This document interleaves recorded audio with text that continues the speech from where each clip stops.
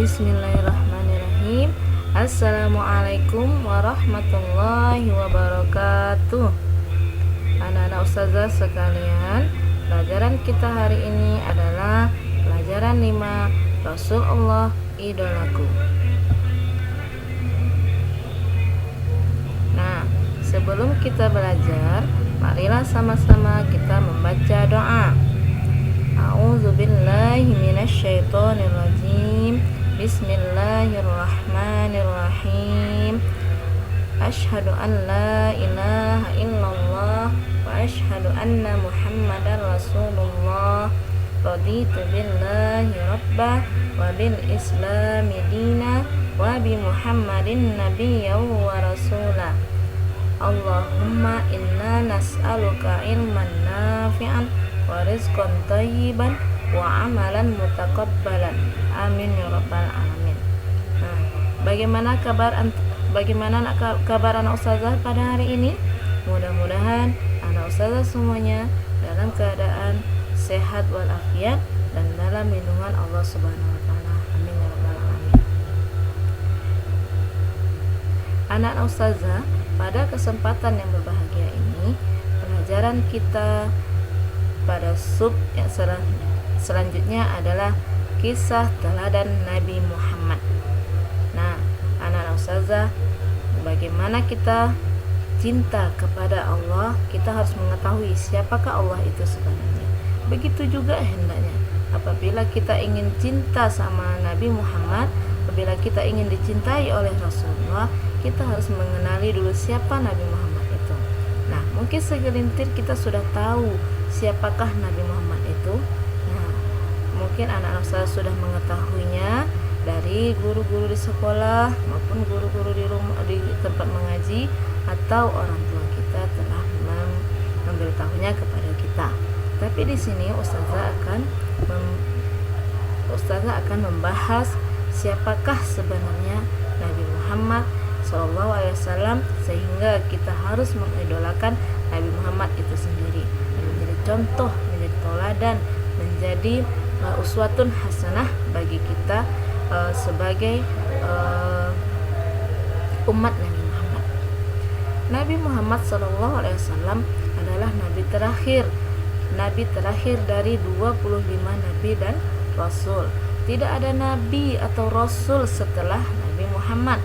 Nabi Muhammad juga dilahirkan di kota Mekah Al-Mukarramah pada tanggal berapa? Yaitu pada hari Senin tanggal 12 Rabiul Awal bertepatan dengan tahun gajah atau 20 April 1571 Masehi. Anak-anak ustazah pasti sudah mengetahui mengapa pada saat kelahiran Nabi Muhammad dikatakan sebagai tahun gajah. Nah, itu ada sebab-sebab kejadiannya.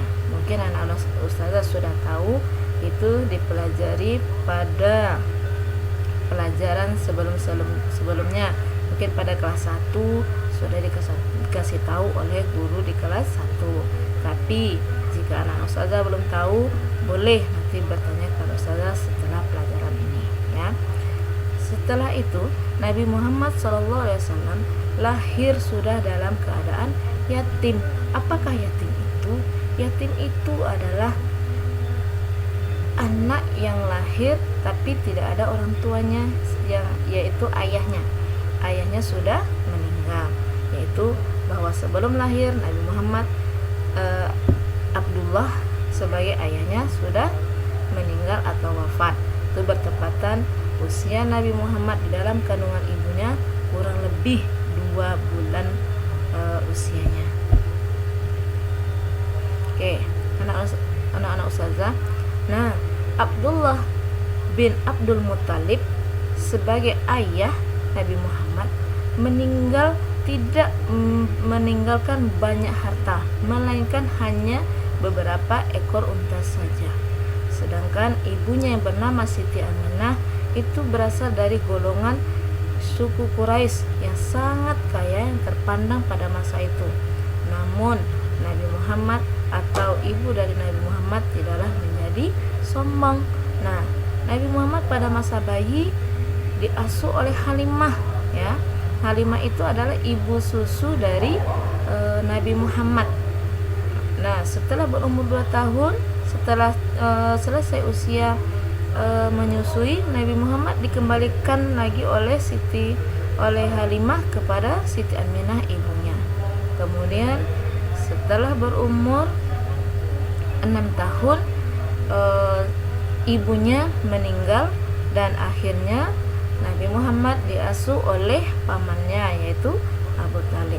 Nah, setiap hari Abu Talib membawa atau mengajak Nabi Muhammad untuk mengembalakan kambing. Nah, Nabi Muhammad sangat senang mengembala kambing bersama pamannya. Nah, selain itu dari kecil hingga dewasa Nabi Muhammad juga diajak oleh pamannya untuk berdagang. Nah, jadi setelah dewasa Nabi Muhammad itu pekerjaannya adalah berdagang ke negeri Syam.